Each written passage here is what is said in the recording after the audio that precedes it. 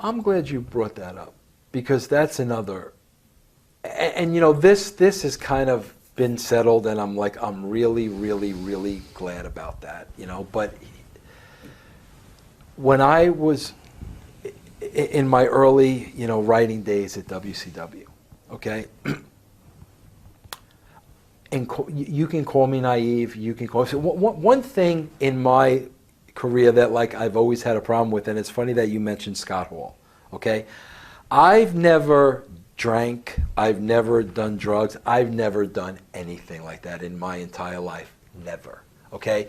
So when it appears that a wrestler, you know, may be under some kind of an influence, I never accuse a wrestler of that, because I've never done it. So if I've never done it, how could I say, oh, you're screwed up on pills? I don't know what it's like to be screwed up on pills. I've had too much to drink maybe twice in my life, and I was in my fraternity at 22 years old. I don't know if somebody's drunk. I mean, I don't know. So like I'm always like the stupid idiot where somebody's on something and I'm like, nah, nah, because I don't know what it is to be on, you know, what are they, Valium, and I don't know, you know. So a lot of times in the early booking meetings, there was a big rumble, okay, coming at me, because I was the head of creative, to get rid of Bobby Heenan. Okay? Now, again, you can relate to this. Who's the Bobby Heenan I know? The Bobby Heenan I know is the guy running around in a weasel suit, the guy cutting the best promos in the freaking world, the guy wearing a ridiculous, ugly blue tuxedo. That's Bobby Heenan on TNT. I mean, no, we're not getting rid of Bobby Heenan.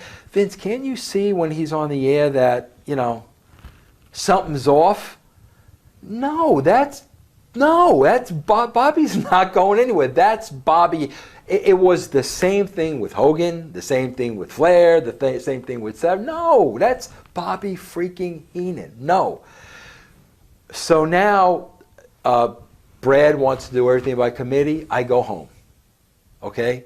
The next week, okay, Bobby Heenan is replaced by Madden. I'm at home. I don't even know a change is made. Do you know how many years Bobby Heenan went on accusing me of getting him fired? And I was, again, it's like, where do you get this information? I was the sole one in that room just outright saying no. There wasn't even a debate. We're not even going to discuss this. No. Again, go back and look at when you were replaced. See if I was anywhere in the vicinity of the company.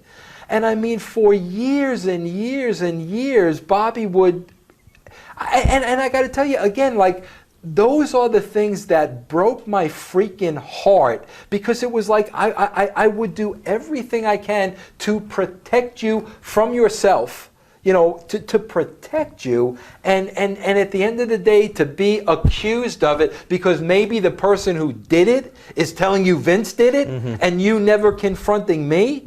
But you know, it was one of those things where, and again, I thank Tenay, because you know, Mike Tenay and Bobby are very, very, very close.